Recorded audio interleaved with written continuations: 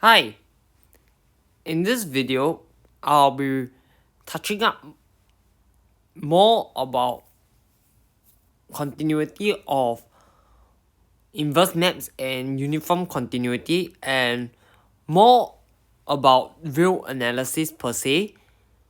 We've talked about the basic topological notions already, such as connectedness, compactness, Hausdorff properties, and how they have played a part. But when we want to talk now more about the real analysis side of the things, and since you already understand the topological notions to understand extreme value theorem and intermediate value theorem, we shall now dive deeper into what makes R so special, or what makes metric spaces so special. And so now, before we begin, let's just talk about this point for closure's sake. And so it means that the continuity of an inverse map, and so if you know that you are continuous on a compact space to a Hausdorff space, then F will be a homeomorphism, meaning the inverse will also be continuous. And really, this is because A is closed in X, and since A is compact,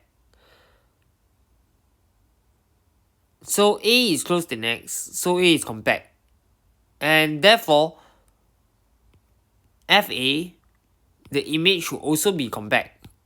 And since Y is Hausdorff,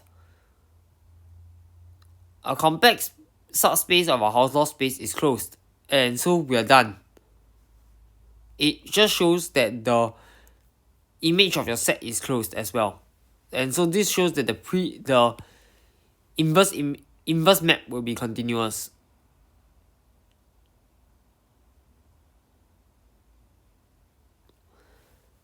And really, you can simplify this by saying that if X is now the real numbers, so you're compact, meaning you just take an interval to a real numbers because real is Hausdorff, that means your inverse image of a continuous map will also be continuous.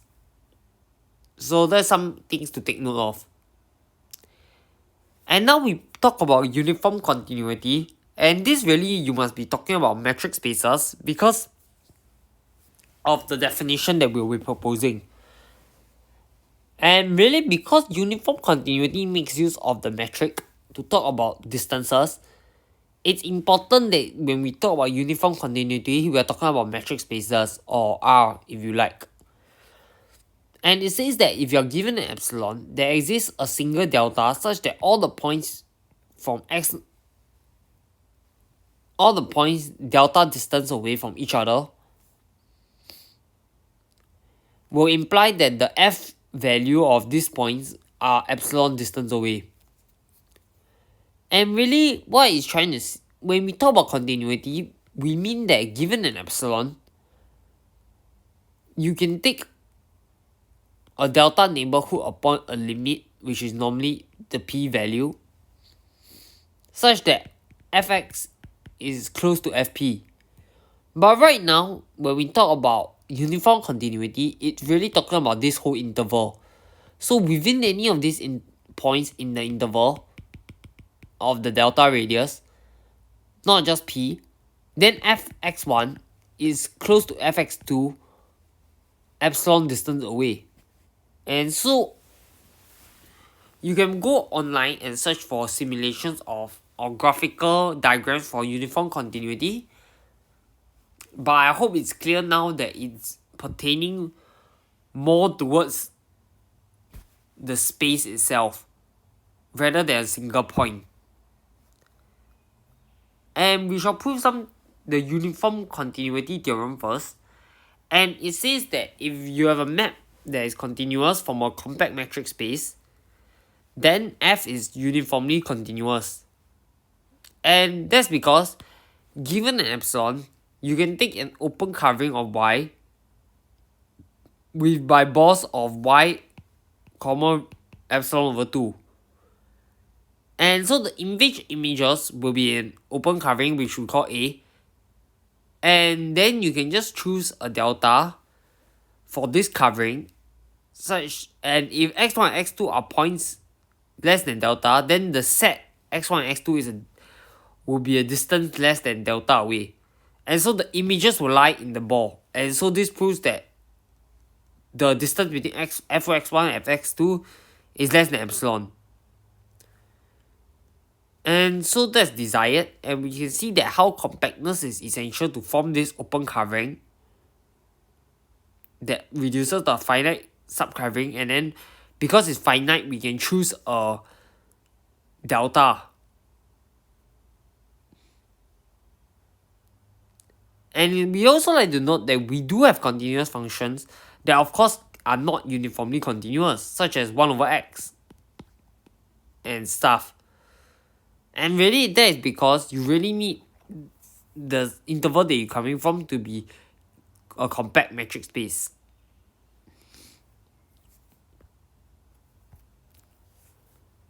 And we also can define the notion of when a sequence converges uniformly in the same idea now that, so we just say that we have a sequence of functions, and we say that this sequence of functions converges uniformly to a function if given an epsilon, there exists a cutoff such that the distance between fnx, fx is less than epsilon, but for now all x, so it's not just a single value of x. That's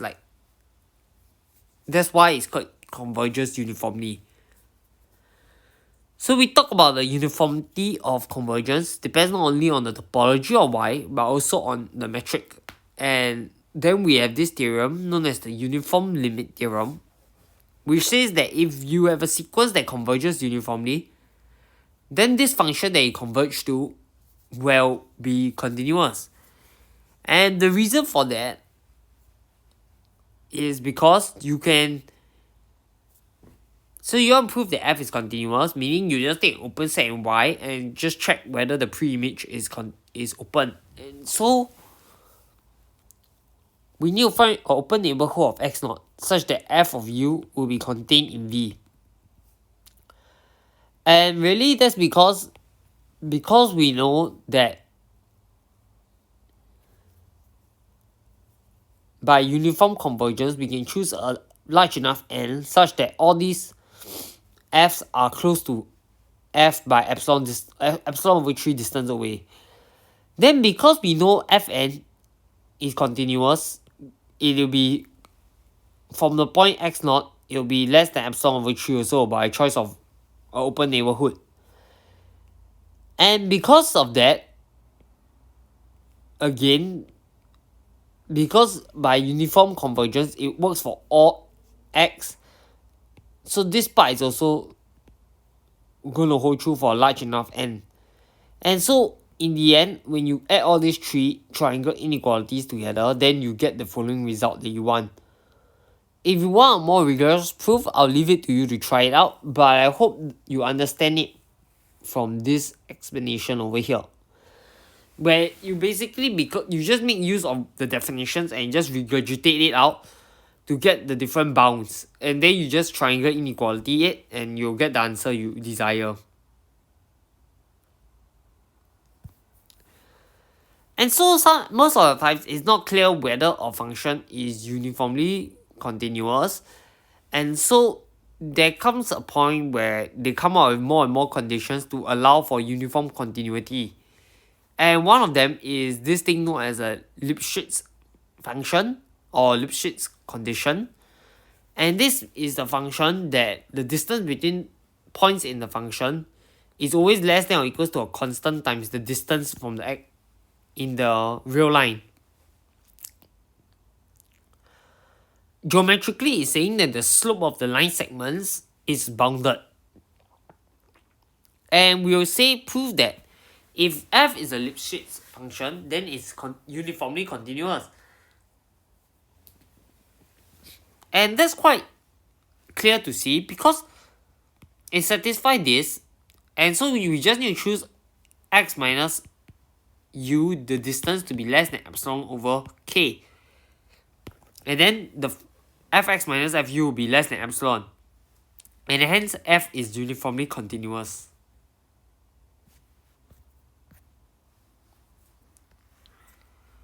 And the reason why we do this is because we want to prove the continuous extension theorem. And it says that if a function is uniformly continuous along a open interval, so you can see the endpoints are inside, then we can define it at the endpoints and it will still be continuous. So it's something like when you learn about removable discontinuity in calculus. Basically now you can extend it and you reach the end, it will still be continuous along the closed interval. And so one of them is trivial. If it's defined along the endpoints, then of course the function was being defined on a compact interval will be uniformly continuous. And so now you suppose that f is uniformly continuous on the open interval, and you can just extend f to a and b similar and to b similar in a similar fashion. And that's because we'll just show that the limit always exists. And you just do that by using the sequential criterion for limits. And so I'll leave it to you to read this part on your own. But basically, once you define this limit, we can just define fa to equals to the limit at that point. Then f will be continuous at a. And then a same argument shows that f will also be continuous when you extend it to b. And we're done. So basically, if now your function is uniformly continuous, you are able to get the one-sided limit on each endpoint, and you'll be able to do it. And you'll be able to redefine a new function that's continuous along the closed interval now.